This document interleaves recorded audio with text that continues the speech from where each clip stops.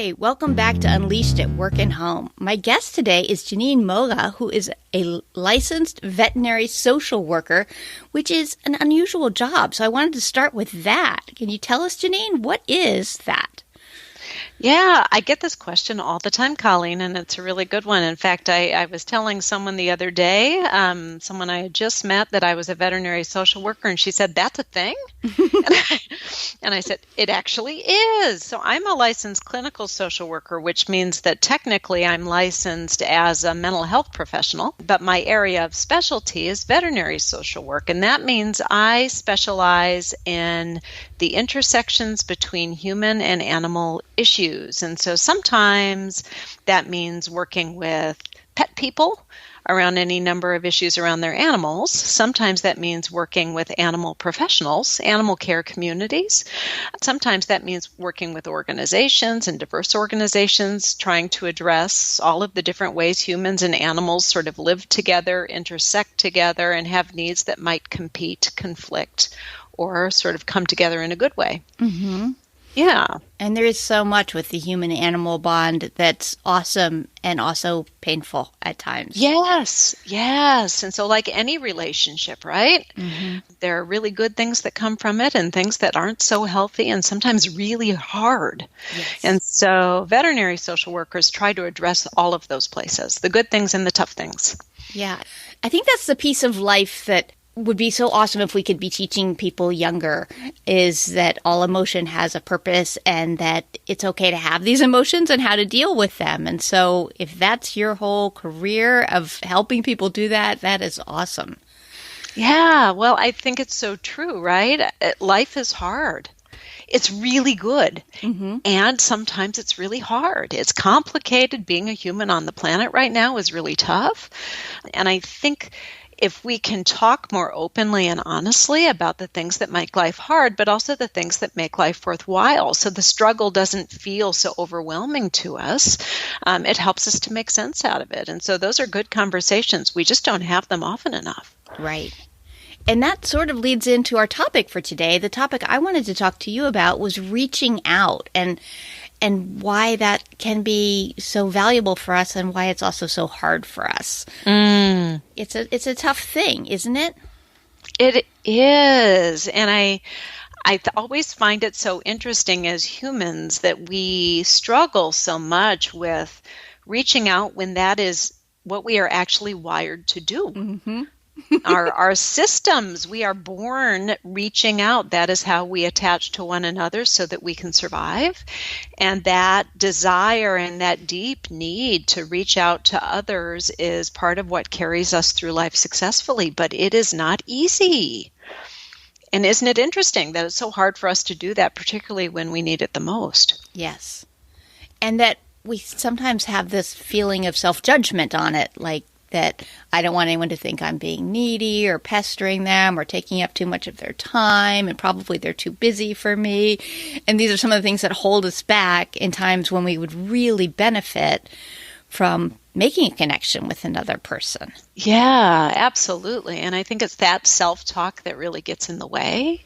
But we also expect, I think it's also interesting that we expect that people either will judge us, that there's something wrong with us for needing to reach out, for admitting that we need support, that somehow it makes us lesser, or that our struggles aren't worthwhile or won't be understood. And that is such a difficult barrier for us to overcome. It really is. I mean, that our brains are wired for this connection, and that being pushed aside is so painful to us that sometimes we don't reach out for fear we might be pushed aside. Right. Which then keeps us isolated. It's that whole push-pull of this real need for one another and a fear of not having that connection. Yes. And it puts us in such a vulnerable position. And I think that's the core of what prevents us from taking the leap or making the call or asking for help is that we feel so vulnerable. And humans don't do well with vulnerability. Nope. And we don't do well with not being able to predict something or control something. And so I think that is like the trifecta, isn't it? Sort of the lack of control, the lack of predictability, and feeling unsafe or vulnerable. Like, I don't know how this is going to go. And I don't want it to go poorly because that'll make me feel even worse. Right. Right. So what are your suggestions for how to take baby steps out of that? Oh, well, actually, I think critical support we receive is from our connections with people we work with, because humans spend, especially Americans, spend so much time at work. We spend most of our waking hours at work, for better, for worse. I mean, we could have an entire podcast on that alone, right? But the fact that especially animal people working in animal care communities spend most of their working hours or their waking hours working. And so therefore that separates us from our really dear friends and family members. And those are sort of our built-in networks. So we need to be able to develop really good, healthy, supportive relationships in the workplace, to be able to talk to people honestly about, this was a really hard day, so that other people can go, yeah, we thought that too. And what's so interesting is we never feel more isolated than when we're struggling. And then we assume we're the only ones going through it. And that couldn't be further from the truth. Right. There's always going to be a chorus of people going, oh, I feel just the same way as you do. And for pet people, it's the same thing. When they're struggling with behavior problems or the loss of an animal or the illness of an animal, they feel so alone. And in reality, there is a chorus of people waiting to support them. So we need to be able to sort of get over that fear. And with humans, as with other creatures, fear is a really big driver of behavior, right? Absolutely. Yeah. Big driver. So we have to be able to sort of put the fear in perspective and say, is this a realistic fear? And what's the worst that could happen? Is that someone might go, oh, I don't feel that way. Well, okay. Okay. Then maybe you're not the person I talk to about this.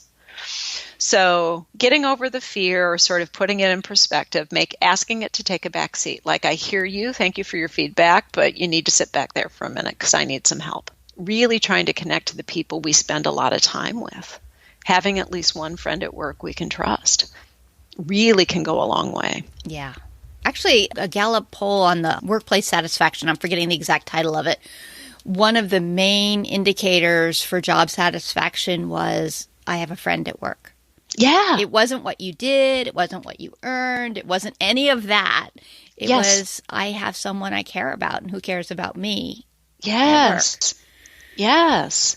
And feeling cared about is huge. And it's not just having a coworker who cares about you and, wants to make sure that you got there safely, is checking in with you throughout the day. But also, I think one of the big drivers of satisfaction in the workplace is having a supervisor who cares about you as well. So not just that they're sort of making sure that you're doing your job and that you're feeling engaged, but like actually cares about what's happening with you in your life. And those two big things, that's the human side of working. Right. And so paying attention to our human needs at work is a big deal. It is. And so often we think that we're supposed to shut that part off and just do the work and turn off all that human stuff, but we can't. No, because we're human and our human needs are going to drive behavior whether we like it or not, right? The deep need to connect, the need to be understood, the need to be heard, to be seen, those drive everything. For better, for worse, they just do. They do. So if you're in a workplace and you feel like you don't have that, you don't have the team and the connection with people that you'd like to have, what are some initial things that you could do to start to build that? Small, low-risk things. Low-risk things to show your humanity, which is really difficult when you're not sure how it's going to go, right? And so instead of putting yourself out there, sometimes what's easier is to ask some questions to get to know the people around you on a personal level. You don't have to be everybody's friend. That's not the point. The point is to sort of get people to engage in their own story with you. because humans have a deep need also to share a story. We are meaning makers and story creators from the get-go. We don't even have to think about it. This is just part of how our brain works. And so asking someone to tell you something personal about themselves that's really interesting gets them to engage you on a different level. And it doesn't have to be unprofessional. It can be, just tell me like the most interesting thing about what happened to you last week, or what is the most fun thing you've done with someone you care about, or give me, and we're talking about animal people, right? So tell me your funniest personal animal story.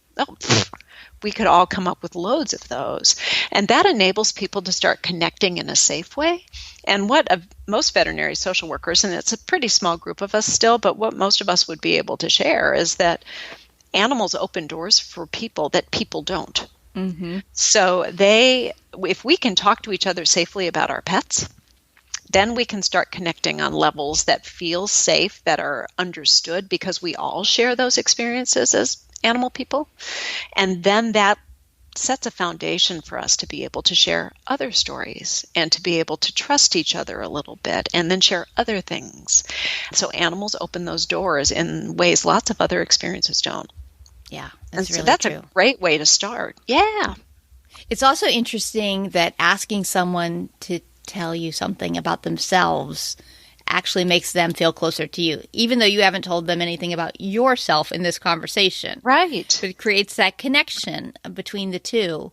And you may tell something about yourself in that conversation, but it's such an interesting, reciprocity, I guess, is probably not the right word, but the word that's popping in my head at this moment, where it has been studied, where you sharing something about yourself makes you feel closer to me.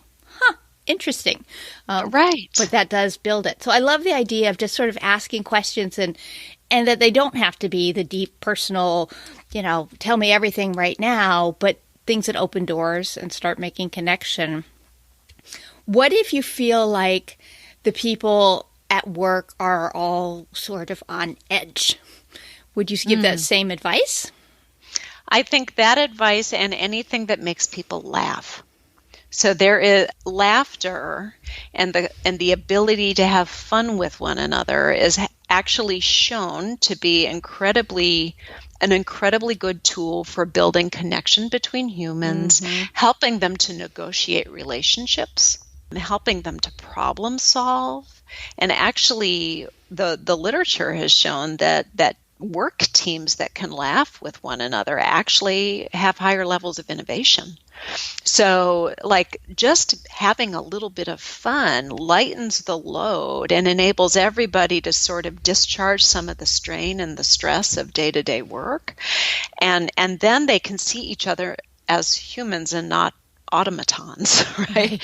Right.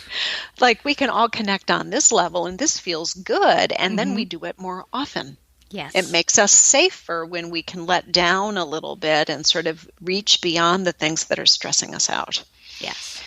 And your point about people being more creative ties back into a whole bunch of previous podcasts where we've really talked about positive emotions expanding creativity and connection, and just that feeling good inside has social contagion and also makes us do.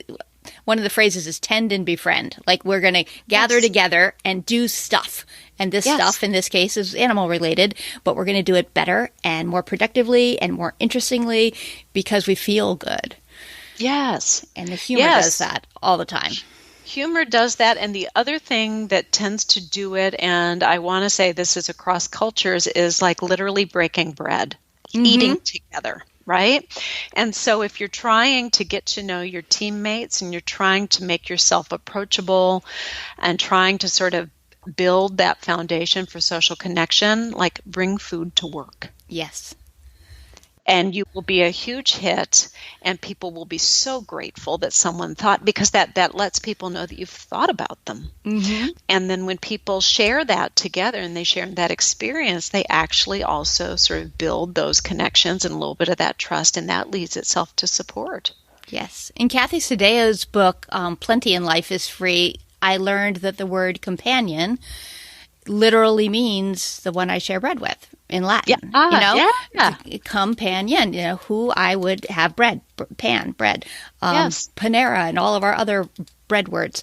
And Yes. just to hear it that way, it was like ding, ding, ding, ding, ding, because, if we're going to celebrate anything, food is involved. Yes. There's a birthday party, there's a wedding, there's an anniversary, there's just like, let's go out to dinner. Let's go out for lunch. Let's meet for coffee. These are all food things, and there is something amazing about really, I don't know why that is. It's sort of funny, but just that social sharing of food makes us friendlier. Yes. It's kind of cool. Absolutely. Yeah, it is. And it doesn't have to cost a lot of money, take a lot of time, or any of those things, right? Right. And people are always so happy when you're the one who walks in with the box of whatever, Brownies? Yeah. There are brownies? Yes, there are. And I have a story. So years ago when I started working in a veterinary hospital, and it was when veterinary social work was still a very novel thing, and most people didn't know even what a social worker did, but they were pretty sure it wasn't a good thing. And I was walking down in the large animal hospital and to introduce myself to a couple of the folks at the desk, and I took a tray of brownies. And I said, just want to introduce myself, and I want to drop these off for staff. I know folks get hungry, da-da-da. And they said, oh, that's great. Who are you again? Like, what's going on? And then I sort of walked down there a couple days later to retrieve my pan. I put my name on the bottom of it. And they said, oh, who are you again? You're the one who fed us? And so I just sort of regularly did this, and then they started calling me, and then they started talking to me, and this is kind of what built that relationship when there was no precedent for that. Mm-hmm. And so I've always made it sort of the joke, when I start a new job, I start bringing brownies to work. This is kind of how we do it. Yeah. And I like the idea of having to go back for the pan, because I probably would have brought him in a disposable pan, which would have not had that second conversation. Right. So the coming back to get the pan gave them that chance to go, wait a sec, who are you again? And restart the conversation that they had sort of gone, yeah, when you showed up with the brownies the first time. Exactly. That's so cool. Power of brownies. Yes. It should not be underestimated. I'm a fan. So these are the in-person connections, and they're very, very different from all of our social media friends and those kinds of contacts. Can you talk a little bit about why those friends don't fill us up quite the same way? I mean, they have a purpose, but they don't provide the same emotional lift for us. Yeah. Well, I think there's technology is both a really good thing and a really challenging thing, because it changes the nature of communication. And I think it really it makes us less likely to really engage in deep conversation, because everything is a sound bite and a quick snippet. And so when you already have those connections established, it feels differently to you to connect with someone on Facebook who you know really well, right? Because then having a 20 word sort of update is fine, because that's probably not the only way you're talking with them. But when we are doing all of our communication over social media, when we're doing a lot of our communication over texting, and we're not doing voice to voice, we're not connecting person to person and face to face, it changes sort of the depth of the conversation and the level of connection we're having with one another. And it's not as intimate. And by intimate, I don't mean that we have to sort of share all the deepest details of our lives, because we certainly don't. But there's something that really comes from being able to sit across the table from another human being, or listening to the tone of their voice, where we can really understand what it is they're saying. And that is lost when we're typing it, or texting it, or, like uploading a picture real quick and saying, oh, this happened to me today. Yeah. So it's by very nature, it's very quick, and it tends to be superficial. And that doesn't meet our deepest needs. Like, connection by its very nature requires that we delve a little bit deeper.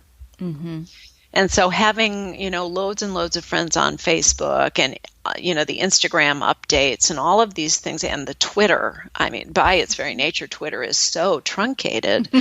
So that's really interesting for sharing little snippets of ideas and life. But if what we need is to exchange, we're not doing it. And so it's fine for bits and pieces, but it's not super satisfying.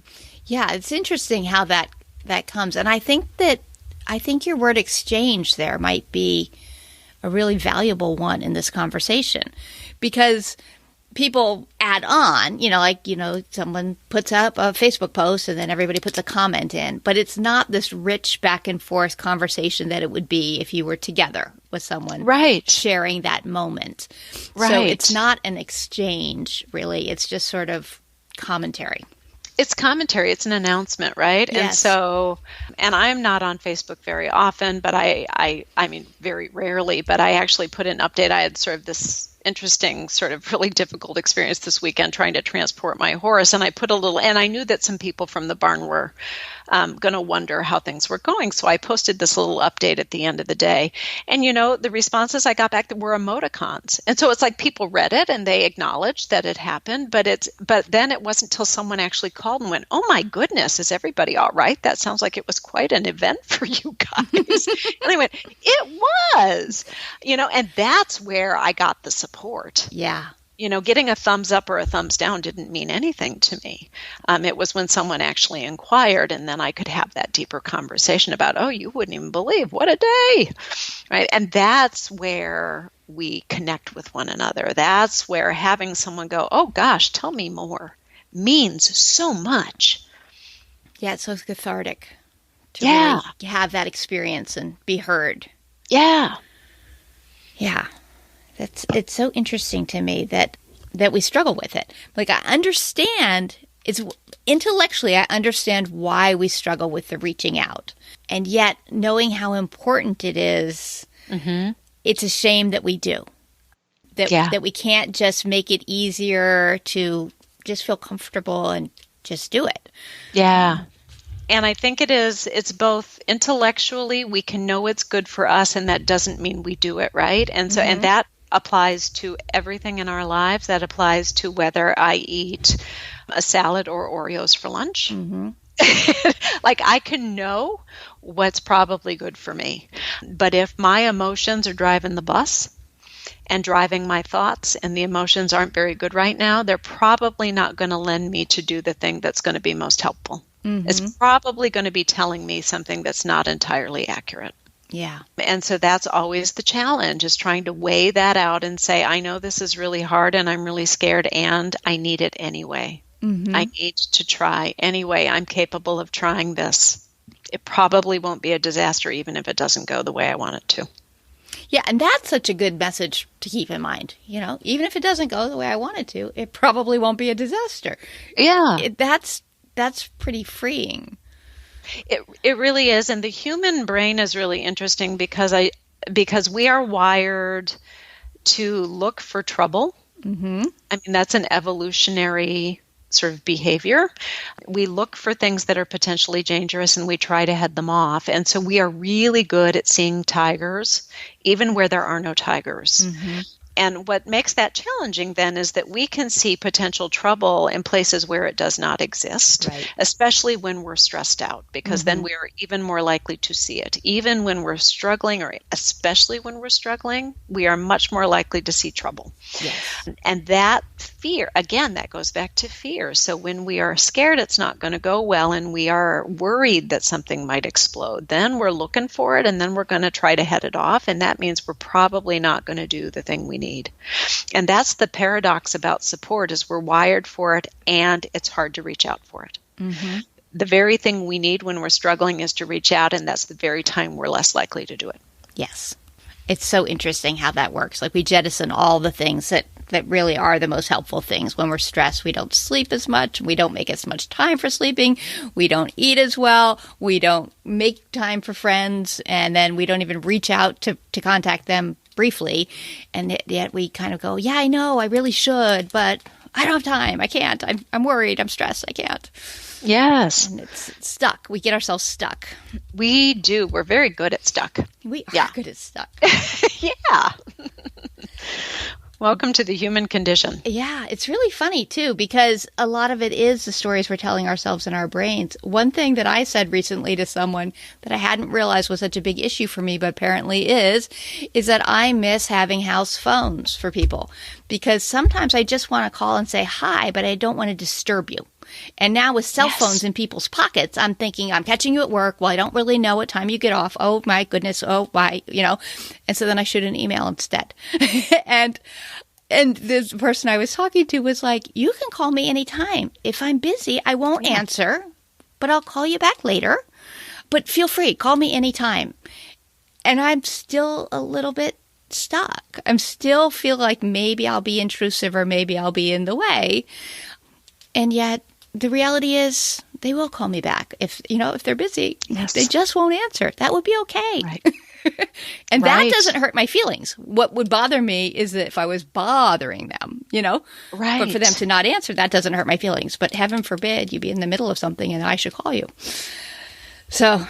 Yes. Well, and we're also, and the truth of it too, is we're also hyper scheduled and busy. And then we're afraid that no matter how we're reaching out, we're going to be inconveniencing somebody, and that's not what we want. And so then we just don't reach. Right.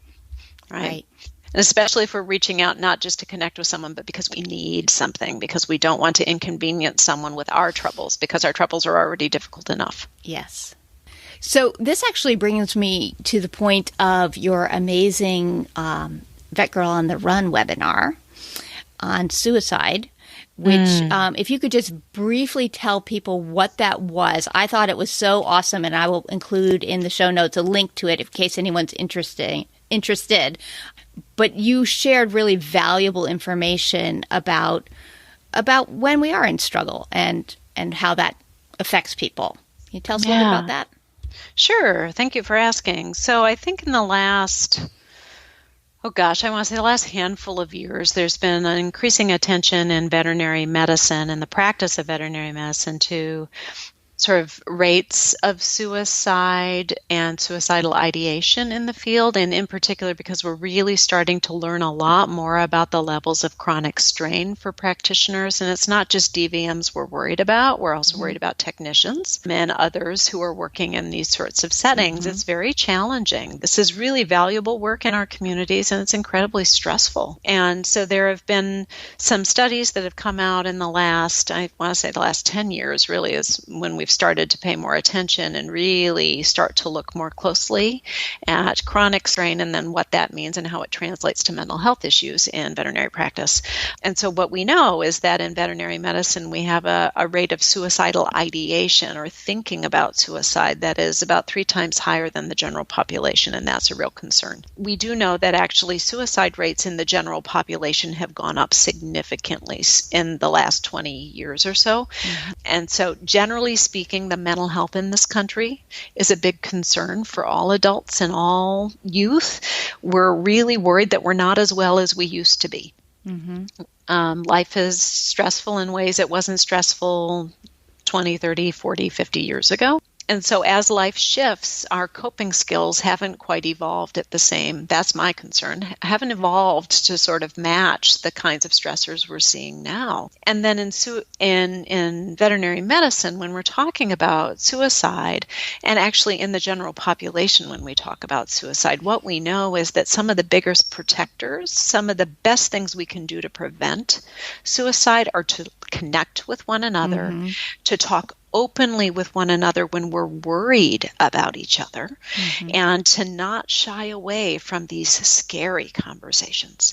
So when someone is really struggling, the best thing we can do, although it's the scariest thing for us, is to sit down with them and say, I am worried about you. What's going on? Yeah. Even if I can't fix it, I want you to tell me. And those are some of the best conversations we can have, because that's how we can start to head off suicidal crises. Yeah. And they're happening much more often than we'd ever want them to. Yes. And I will, again, put the link in the show notes because your webinar is amazing. But this ties very closely back into our conversation about reaching out. And I read a statistic that I don't have right in front of me, but the information was that in the 70s, people on average had 2 to 3 people that they would confide in with a problem or a concern. Mm-hmm. And that now the average is typically around 1. That we have like one person that we'd be willing to tell when we're really worried about something. And that doesn't sound like a huge difference. You know, way back then you had 3 people and now you have 1. But that is a big difference. Huge difference. It's huge. And so that whole need to have someone who cares and wants to hear what's going on with you, really. Not the, oh, I'm fine, busy. Life is busy. No, we're good. No, really, how are you? Really? Right. And then willing to dig into that conversation. And what that translates to, honestly, Colleen, sort of shrinking the and I call those people the witnesses. Mm-hmm. And that's not something I made up. A mentor of mine when I was in graduate school said to me, Jeannine, practice is hard. Adulting is hard. Being a helping professional is hard. Have at least 2 to 3 people you can share anything with confidentially and have the expectation be that they are not there to fix it, they're not there to judge it, and they're not there to minimize it. They're there to listen to what you have to tell them. That's their only job, and their job is to take that call from you 24 hours a day at any time. They are to drop what they're doing. Yeah. And at the time I thought, okay, well, that's great.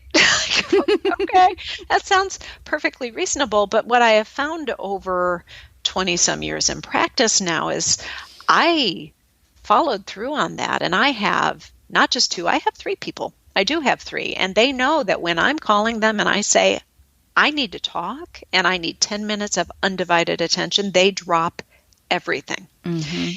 And then that is my license to say, you would not believe ... Here we go, buckle up. Yeah. And so that is advice that I give to up-and-coming veterinary students. I give that advice to up-and-coming social work students now, to technicians, and I say, have your witnesses, have those people who can hear it no matter how ugly, how scary, how messy, because life is messy, how complicated, and their job is, again, it's not to fix it, it's to hear you. Yes. And to hold it, because we have to have someone else who will hold it. Yes. Yeah, that's so true. And those people may or may not be in the same career field. Right. So sometimes it's helpful to have somebody who's not completely entrenched in the animal world to hear some of these stories. And sometimes you really do want to talk to someone who gets it, who hears. But the real value on both sides of that, having those who know you just as a person and those who know you as a profession too. Right. Well, again, what we're trying to do is prevent ourselves from isolating. Yes. And we isolate ourselves better than anyone else will isolate us. It is a self-inflicted wound. And so, again, we don't want those support networks to dwindle. They already do. When people get stressed, when they are overworked, when they are exhausted, whether they're an extrovert or not, they tend to sort of start to isolate on purpose, because they're trying. That is a natural response. It's to cut down on stimulation because I can't take it. I'm saturated. Yeah. And so we sort of draw back. We're not as social. We're not as involved. And what we need, sometimes you're going to need to draw back, that you want to modulate a little bit. You need to be able to manage yourself, but you still need to reach out. Yeah. Still need it. Absolutely. Well, this has been a fascinating conversation. I thank you so much for sharing your time with me. Can you tell us how people can learn more about your work? Sure, absolutely. So I've been in veterinary world for a long time, but I recently launched a private practice. So if anyone's interested, they can look me up on Psychology Today. I have a profile on Psychology Today. Practice I'm newly working with can be found at wholejourneywellness.com. And they can reach out to me by Gmail as well. It's moga.jeannine@gmail.com. I'm happy to hear from anybody who needs a resource or needs to reach out because they just need to know where to go. Awesome. And I will put all of that in the show notes so that people don't have to be pulling over to type while they drive. Wonderful. Thank you so much for coming on Unleashed today. I really appreciate it. Oh, it's been a pleasure. Thank you for having me, Colleen. Thanks so much for tuning in. Do you know a vet, veterinary nurse, or other animal care professional who could use a little bit more peace, joy, and satisfaction? I think we all do. I hope you'll share Unleashed at work and home with them. And while you're at it, please write a review. Reviews really help listeners find podcasts that will interest them. Thanks.